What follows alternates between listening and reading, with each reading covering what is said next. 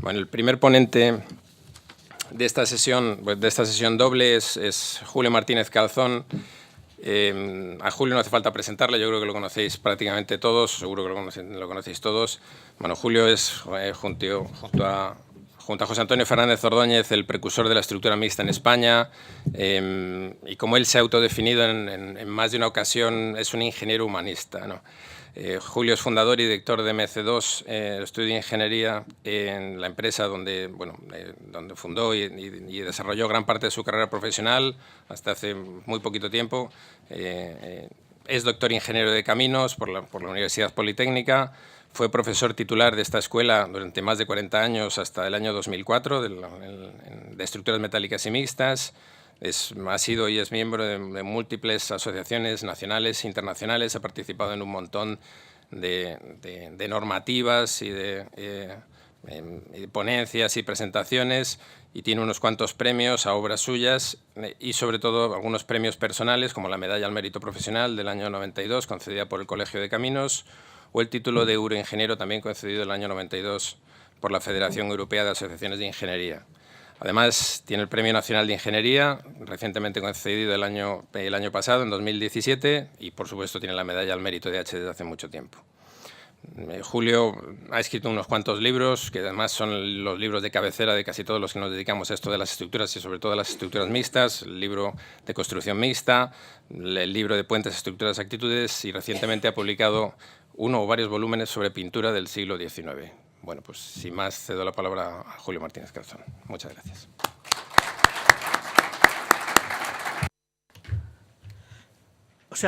Quería decirle que le agradezco a la asociación el proponerme para esta presentación de esta ponencia, porque no solamente porque me permite expresar de una forma un tanto rápida lo que es el tema dominante de mi actividad profesional como ingeniero estructural, que son las estructuras mixtas de hormigón acero, sino también que hayan aceptado que esta exposición, tal como se expresa en el título de la presentación, no tuviera un carácter exclusivamente técnico, sino que pudiera tener también la condición de una visión retrospectiva, pero a la vez proyectiva, de esta tecnología desde mi experiencia personal. Me disculpo ante los compañeros de edad porque mucho de lo que pueda decir les sonará como ya muy reiterativo, pero por contra espero que a los jóvenes les resulte de alguna manera positiva y esclarecedora de este tipo de estructuras. La idea central de la presentación consiste, por una parte, en evocar la trayectoria tempo-conceptual que originó y desarrolló este sistema de estructuras en nuestro país, y por otra, transmitir mis ideas para ilustrar con diversas nociones reflexivas a aquellos que en el futuro puedan tener que realizar este tipo de estructuras y sistemas resistentes. Lo primero que quiero expresar es que, además de haber planteado y desarrollado todo tipo de procesos analíticos destinados a la comprobación y óptimo aprovechamiento de esta formidable simbiosis entre los dos materiales que han dominado la construcción de casi los 2 últimos siglos y que presumiblemente continuarán haciéndolo por mucho tiempo, ha sido para mí un gozo especial haber podido considerar y llevar a cabo, en paralelo con el desarrollo de tales procesos analíticos, otras 2 facetas, a mi entender, de análoga importancia global, aun cuando no tan decisivas en el plano profesional como el antedicho análisis resistente. Porque una tipología estructural no es tan solo un sistema capaz de sustentar un edificio, un puente, una construcción, sino que al emplear materiales y estos tener que constituirse en formas, se producen aspectos muy correlacionados con el humanismo y, en términos más precisos, con la sensibilidad. Colores, figuras, proporciones, detalles, formas pasan a ser categorías de la máxima atención al tener que integrarse apropiadamente en el ámbito social.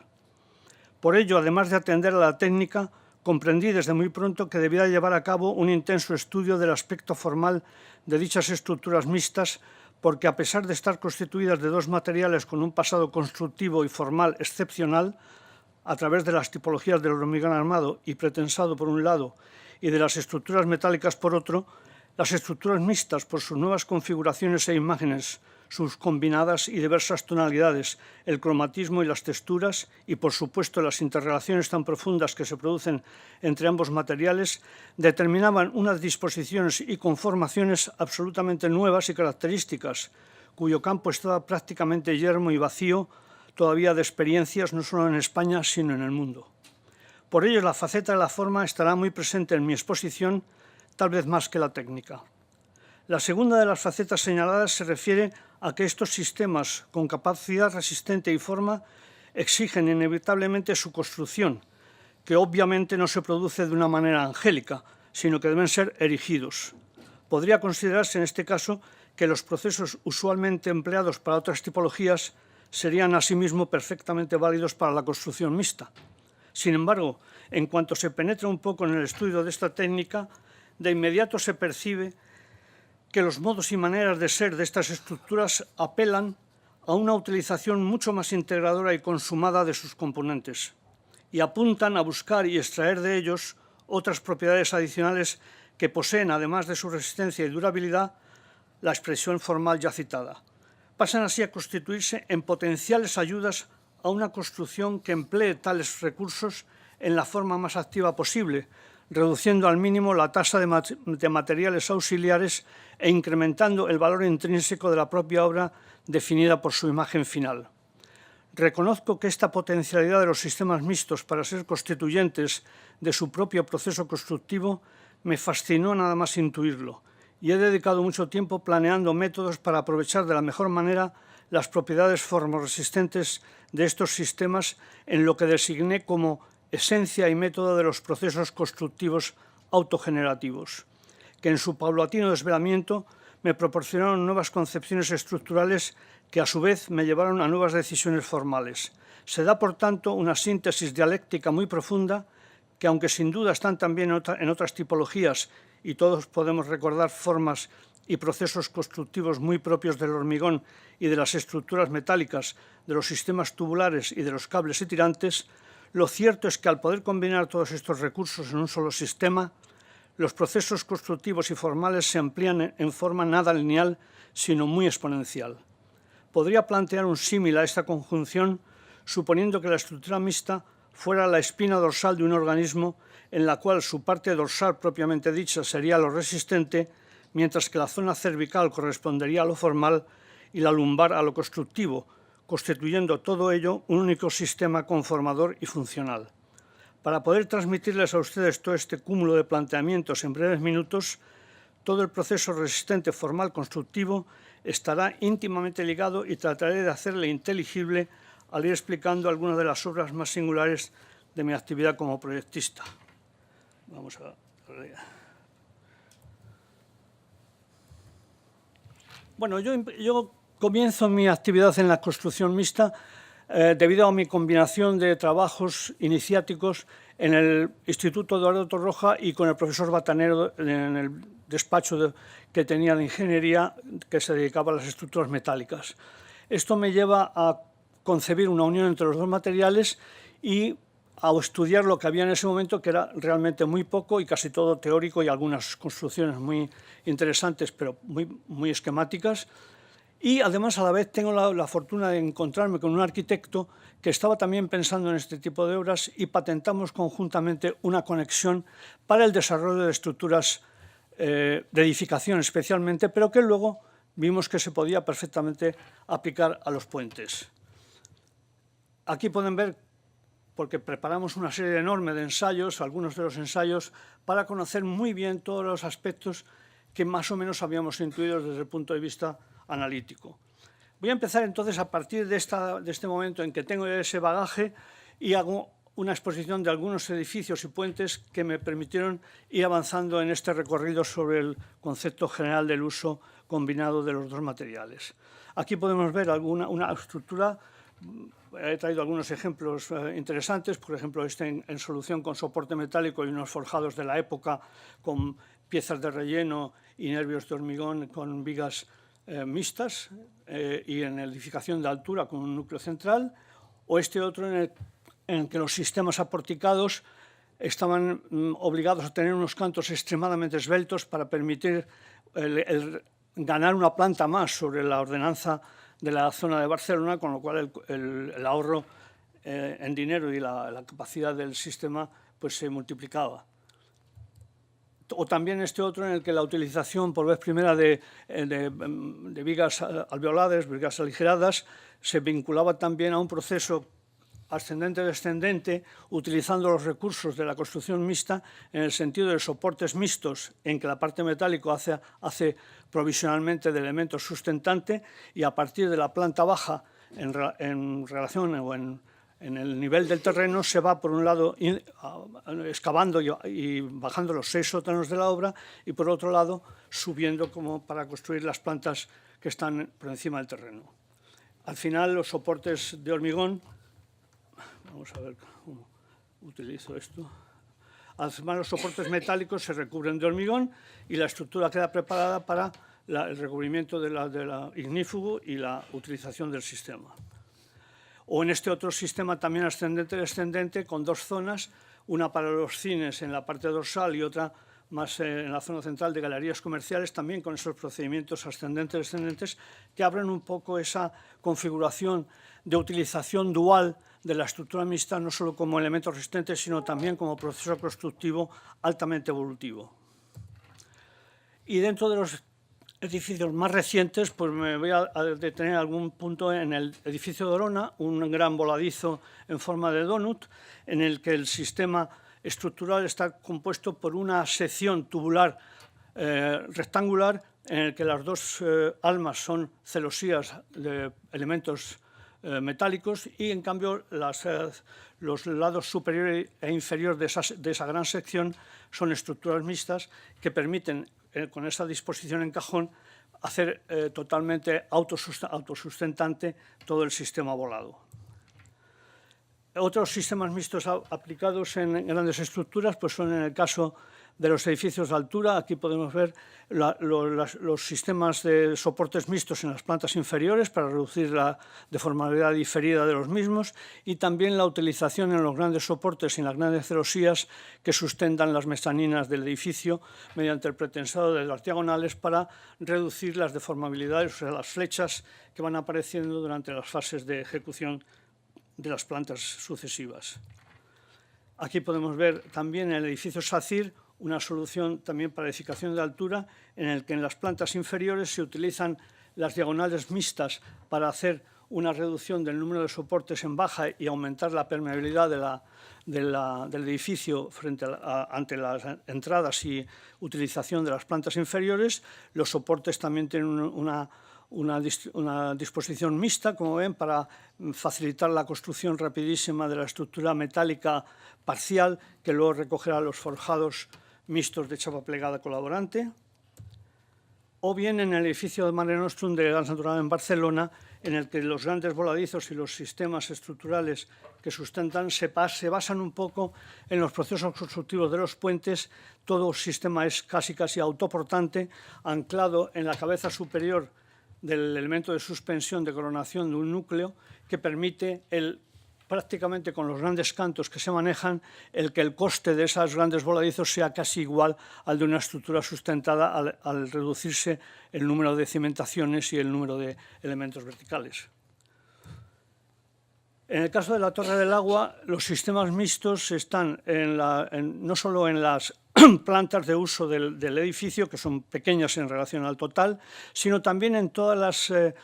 elementos de rampa, en los que las soluciones de estructura mixta con chapa plegada colaborante hacen de rigidizadores o diafragmas rigidizantes de los esbeltos soportes metálicos que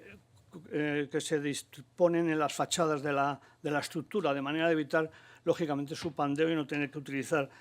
piezas de excesivo calibre. Finalmente, también en el caso de las estructuras de edificación, el caso de la Torre de Collserola pone de manifiesto las 2 circunstancias. Por un lado, los forjados son estructuras mixtas muy ligeras, y por otro, el proceso constructivo es altamente evolutivo y autogenerativo, en el sistema de que tanto el núcleo portante, que es un núcleo resistente, actúa como un núcleo de elevación para el proceso de suspensión del edificio principal, y todo el proceso adicional de colocación de cables y tirantes definitivos también está integrado en el conjunto del sistema de una manera muy evolutiva. En cuanto a los puentes, la aventura comienza con el paso superior de Juan Bravo, que fue como una especie de fortuna, porque fue a los 4 años de haber publicado el primer libro sobre este sistema estructural, que se publica este anuncio, este concurso, y en el que fui pues, a muerte, con todo lo que hasta aquel momento había desarrollado, tanto en los aspectos analíticos que había recogido del profesor Sattler y que había transformado hacia sistemas de análisis en estados límites, como en el proceso constructivo mediante una utilización de placas autoportantes completas y un pretensado preconexión que permitía una reducción notable de los efectos diferidos del hormigón y una esbeltez muy apropiada de todos los sistemas metálicos y del canto total de la estructura, para generar una estructura realmente que rompiera con esa sensación de pesadez y de poca fortuna con que los pasos superiores urbanos se habían desarrollado no solo en España, sino en otros puntos de Europa. Allí, en ese momento, aproveché para incorporar todos los aspectos que me parecían oportunos. Así, por ejemplo, podemos ver esa conexión en T para las conexiones, la incorporación de unos canales en las placas prefabricadas para evitar que el contacto entre las estructuras metálicas y el hormigón fuera en seco y que cuando vinieran las cargas se produzcan los aspectos de roturas frágiles que la mala colocación, la mala combinación de los dos sistemas podría provocar. Al tener ese canal corrido, al hormigonar los alveolos de conexión, se rellena ese canal y permite un contacto completo entre el sistema del tablero y el sistema metálico, evitando todo ese tipo de rupturas frágiles en el sistema. No solamente eso, sino que además el sistema preconexión, como he dicho, introduce una capacidad de montaje del sistema prefabricado que reduce notablemente los plazos y facilita la ejecución en un medio urbano.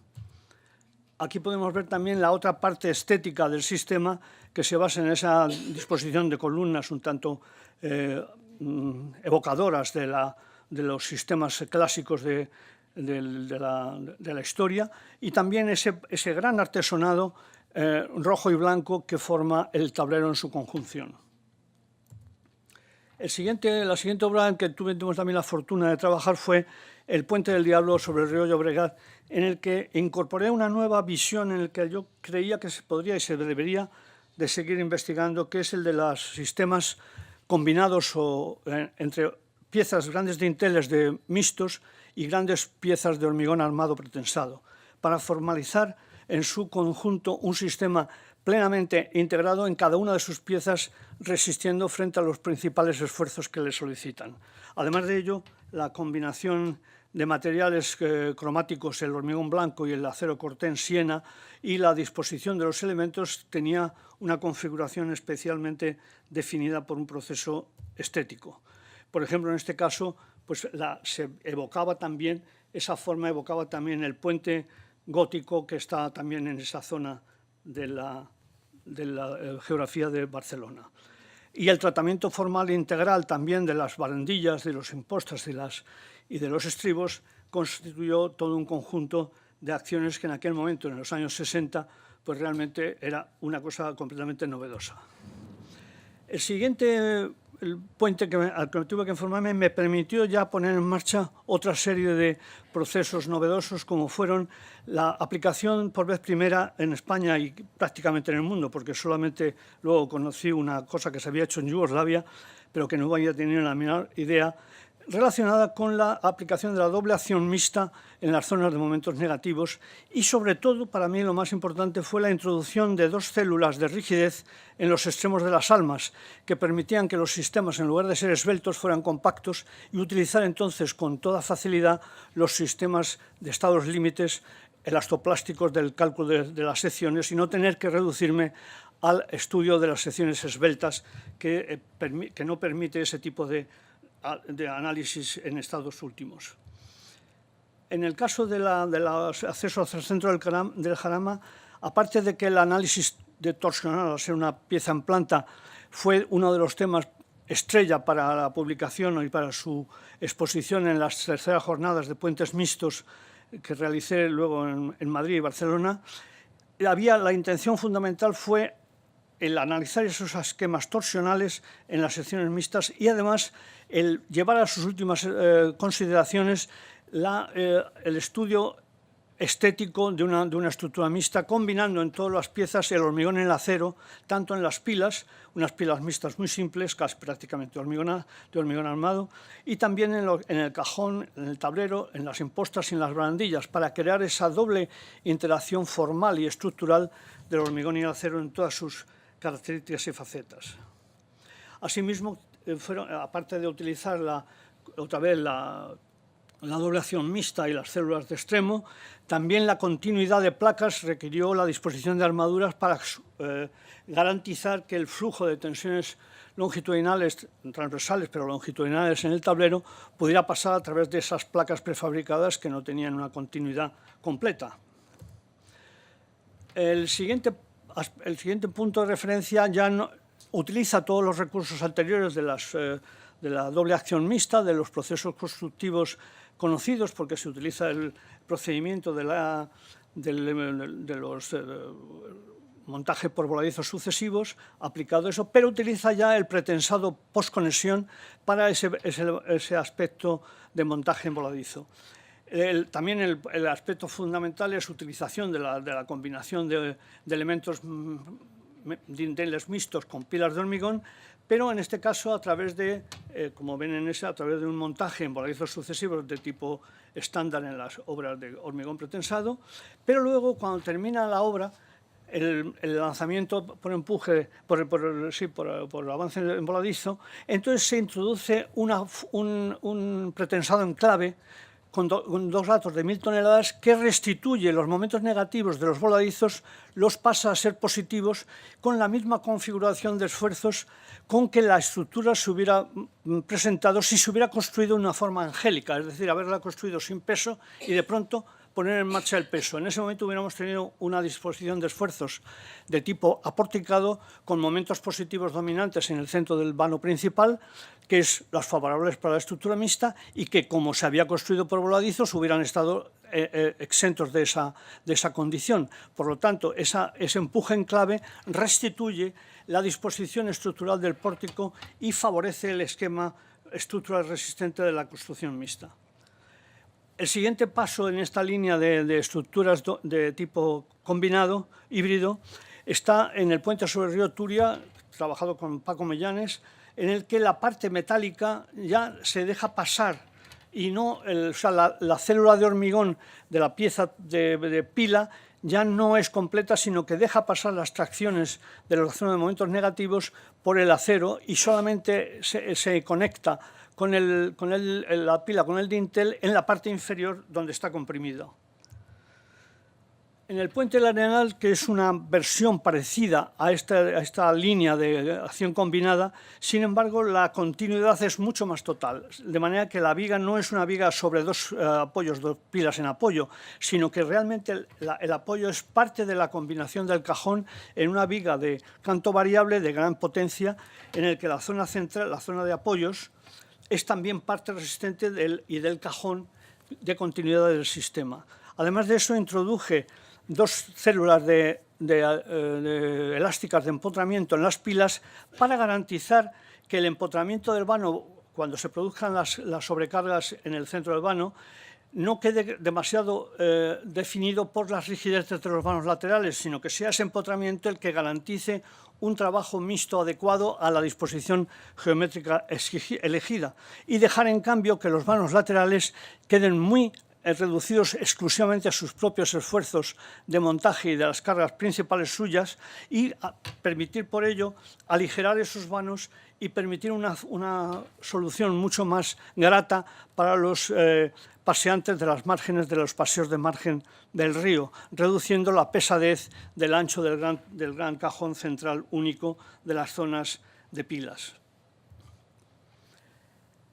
El puente de Mengíbar es una variante de todo esto, pero en el caso la estructura del tablero es una estructura semi-prefabricada en el que las zonas de voladizo se integran unas piezas prefabricadas en ménsulas de hormigón que atraviesan la estructura, que atraviesan la zona del cajón y permiten,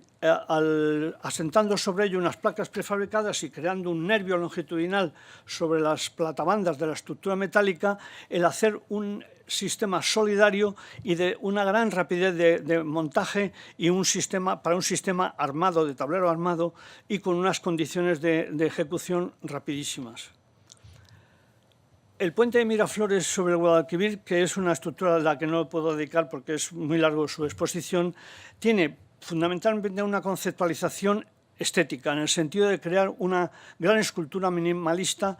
combinada con las dos piezas principales de la viga y de la pila, como si fuera una escultura situada en el centro Además de esto, pues tenemos células de empotramiento elástico en los extremos y en la pila, y además una serie de adiciones porque las almas del sistema están ocupadas por las barandillas y también los polletes de esas barandillas son las platabandas superiores de la sección mixta completa del cajón. Y finalmente, dentro de esta gama de soluciones estructurales, el puente sobre el río Nalón, que tiene dos partes, tiene un acceso un acceso curvo de gran longitud en lo que es la zona del canal de inundación, la margen de inundación del río, mientras que el río se sitúa en una de las márgenes del cauce. Y por tanto allí en esta zona se incorpora un vano principal con dos pilas empotradas en el tablero para permitir el efecto, el estudio también y la reducción de cantos y el montaje adicional y estético del sistema en unas proporciones adecuadas para que el sistema lateral y el sistema principal tengan unos cantos muy bien correlacionados. En el caso del puente sobre el río de Santa Lucía, introduzco por vez primera otro proceso constructivo que es lo que llamo el método Ábaco para la ejecución de estructuras mixtas, considerando que cuando tenemos una pieza de gran longitud con diferencias de longitudes de los vanos o de luces de los vanos principales y de acceso... Uy, perdón, esto no me había acordado de él. Perdón. Estas cosas... Esto no.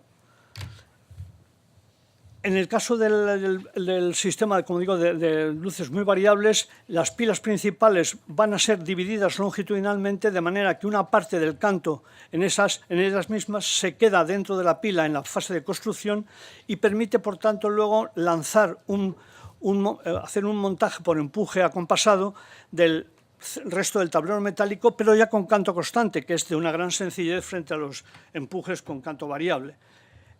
Aquí podemos ver cómo, además de eso, se utiliza también en la estructura la doble acción mixta en las pilas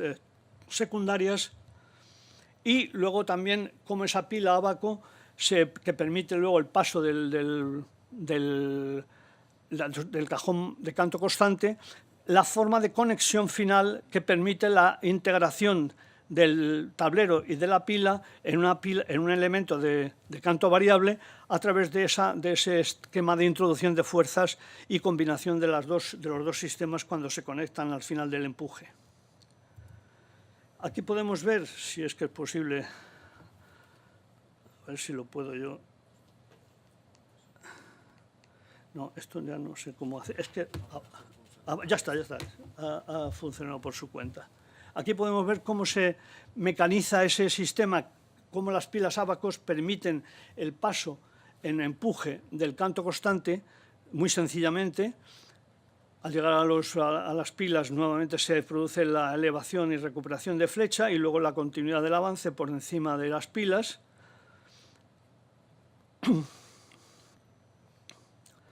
Hasta llegar al extremo del vano de acceso opuesto, en que se conecta con la zona curva de vanos de pequeña longitud, para después ya incorporar el hormigón de la zona de doble acción mixta sobre las pilas y la colocación de las placas.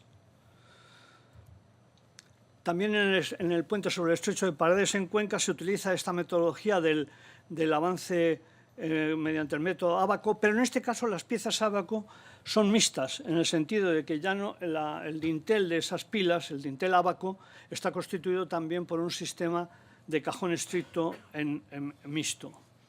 Y luego ya el proceso, aquí podemos ver cómo se ejecutan los ábacos mixtos, luego se elevan y se hormigona para crear la pieza completa de la evolución, y luego ya el tablero de canto constante pasa y se conecta de una manera diferente, pero en la misma forma que en el caso anterior.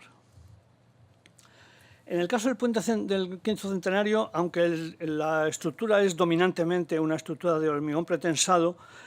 utilicé el sistema de pilas mixtas para crear una pieza lo más esbelta posible y además con unas connotaciones también estéticamente vinculadas a la edificación de la ciudad de Sevilla, por muchas causas que tampoco ahora puedo detallar con la longitud de tiempo que tengo, sino que además también la dovela de cierre elegimos la solución mixta para facilitar el proceso de conectividad y de continuidad del tablero. Esa pieza, como digo, utiliza el concepto de estructura mixta en los pilonos, pero en cambio todo el tablero, como ven, es una solución de elementos prefabricados sencillos para permitir la ejecución de estos puentes a empresas constructoras de no gran porte y además también crear una especie de artesonado de gran cualidad visual también como elemento en sí. Y aquí vemos la visión de esa doble condición mixta de la clave y de los dos pilonos. En el caso del Puente de las Américas, que es una visión que me solicitó la Administración uruguaya para crear un punto de referencia iconográfico en un sitio que estaba muy degradado, utilizo, como la pieza tenía que estar situada en una zona de planta en curva, utilicé la condición de situar la pila única en el centro de gravedad de las cargas permanentes, de manera que durante la fase de cargas permanentes la pila está en compresión pura. Todos los brazos están comprimidos y todo el sistema del fuste también está comprimido, y solo cuando aparecen las sobrecargas entra en juego la disposición del pretensado del hormigón que completa la sección mixta de la pila. Esta forma tan aparentemente, digamos, gratuita no es tanto por cuanto en la zona digamos, cóncava de la pieza el fuste es casi vertical porque permite la entrada perfecta de los cables, mientras que en la familia opuesta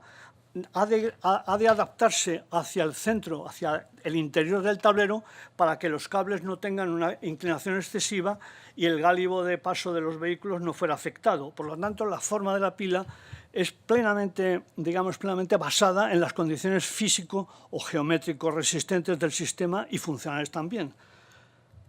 La construcción metálica es de gran sencillez por dovelas que van a... Y cuando llegamos a esta posición del centro de la imagen, se hormigona la pila, se pretensa completamente y el resto ya son metálicos con los alveolos de introducción de los tirantes perfectamente simplificados y cerrados perfectamente después con piezas soldadas. También utilicé esta condición de estético resistente en pilas de secundarias para crear unidades más que elementos aislados, como por ejemplo esta pieza para los sistemas cajón y este doble tipo de fuste para crear como una visión física de algo que se unen entre sí los dos fustes para no crear un elemento exclusivamente aislado de dos fustes cilíndricos. Igualmente en este caso de los puentes sobre una autopista en Barcelona, pude integrar una nueva solución que llamé como puentes en cajón estricto, en el que la parte inferior ya no es solamente metálica, sino que la parte mixta se reduce exclusivamente a las almas y platabandas de dos grandes vigas laterales y se combinan con el tablero de hormigón superior y una losa inferior que es muy fina en las zonas de momentos positivos y acepta solo torsiones, o sea, da continuidad de torsiones, pero que en agotamiento no colabora. Y en cambio, en las zonas de momentos negativos, esa losa tiene el espesor que requiere para su trabajo. Esta solución, que llamé cajón estricto, está basada en la lucha que tuvimos en aquella época contra las soluciones francesas de Viputre, en la que la solución empujada de 2 grandes vigas me pareció que tenía algunos puntos muy deficientes, como las zonas negativas que obligaban a unos grandes espesores de piezas que ellos manipularon mediante lo que llamaban las chapas de canto variable y una serie de aspectos maravillosamente resueltos, pero mucho más costosos, aunque muy fácilmente constructivos. Todo eso llevó a esta solución que, como España era pobre, en el sentido de que teníamos que hacer frente con costes muy bajos a la competencia del hormigón pretensado, no podíamos tener esas soluciones tan, para mí, costosas de la doble acción mixta a través de la simple acción mixta de los puentes Viputre franceses. Entonces, en eso participé con Paco en el proyecto de las piedras, que después él desarrolló ya a través de IDEAN y que ha dado lugar a una enorme cantidad de grandes estructuras mixtas, de las que no hago más que felicitarle. También en el puente de Mundaiz, en la ría de San Sebastián, en Bidasoa, conseguí, mediante 2 células